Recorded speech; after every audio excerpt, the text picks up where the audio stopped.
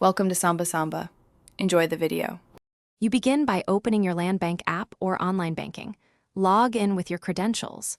Once logged in, navigate to the QR or eCollect/merchant section to start a new QR request.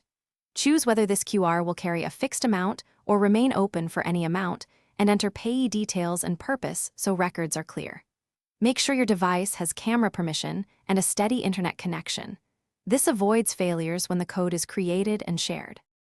Once done with basics, configure the QR's behavior. Set an exact amount if you want immediate settlement, or leave it open so the payer enters an amount at scan. Then add a clear reference and optional expiry date so funds route correctly and you don't get stale requests.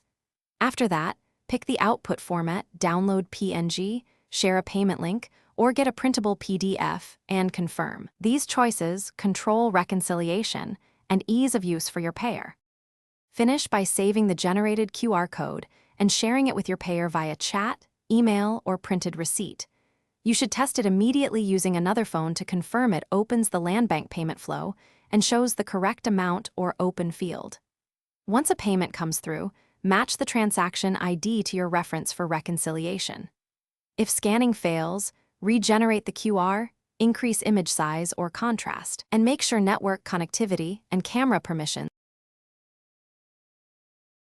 Thanks for watching.